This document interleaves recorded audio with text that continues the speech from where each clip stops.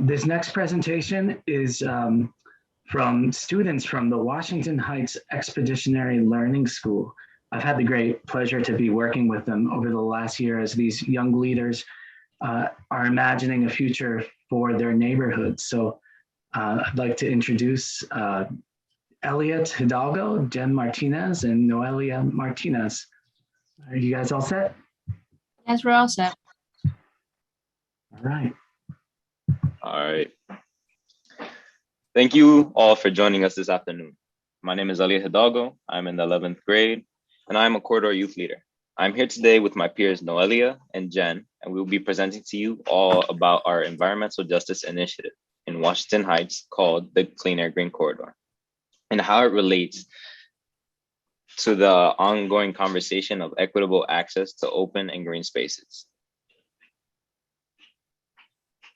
4 years ago, our school, the Washington Heights Expeditionary Learning School, and NYC Outward Bound School ran an all-week elective called Restoring Highbridge, where students learned about the history and importance of green space and the systemic barriers restricting green space in our neighborhood. 6 students were energized about this topic, and now with 200 more students, we have developed the Clean Air Green Corridor. With support from our nonprofit partner, Friends of Wheels, corridor youth leaders like myself are working to transform the built environment of 182nd Street into a hub for community-powered environmental and climate justice action that integrates arts and culture in Washington Heights.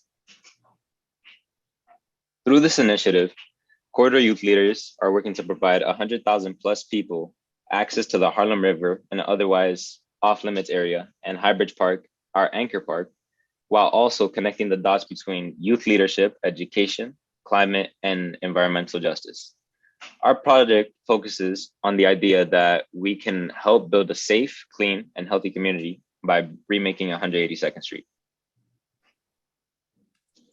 Our community of Washington Heights is mainly a low-income Latinx, immigrant, Spanish-speaking community where asthma, diabetes, and cancer rates are high.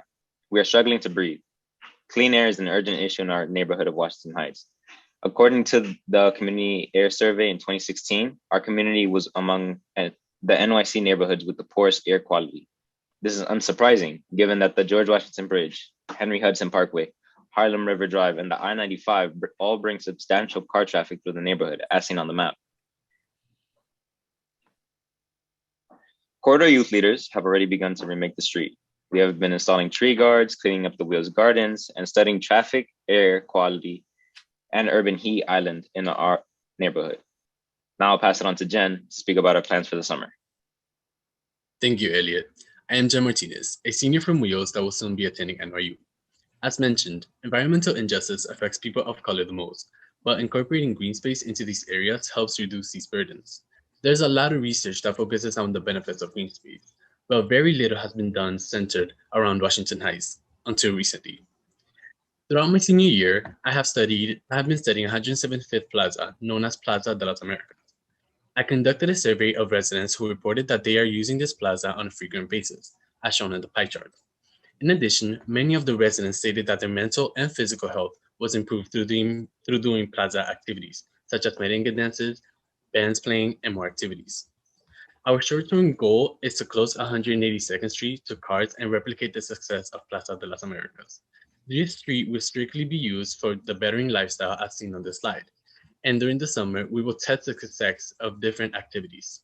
Here are some of the things we'd like to see happen in the space.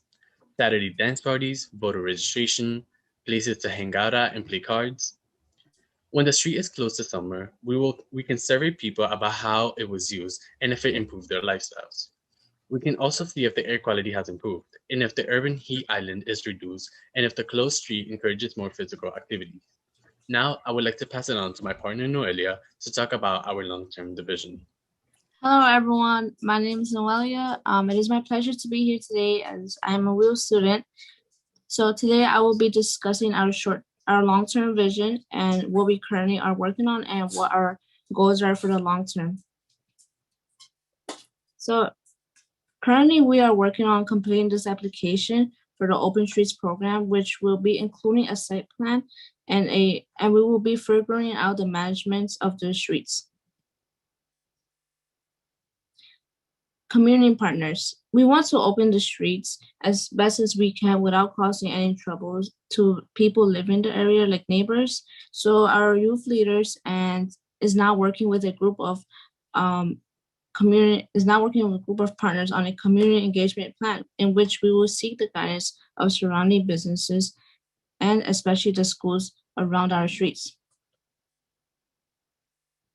Why us and why now? Washington Heights is our home. We know how to make our community better when we work together. We are excited to be part of this because it can be a model for how youth leaders can imagine a better world where all communities have access to clean air and green space starting in our own communities.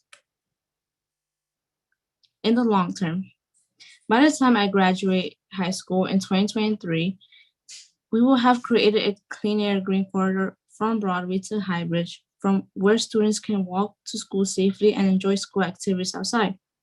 Along the clean air green corridor, there will be trees, green roofs, and green bus stops, and a stronger, healthier, greener community. Thank you again to Future Streets for allowing us and our group to be here and present our work that we have been working really hard on. It was truly our pleasure to be here today.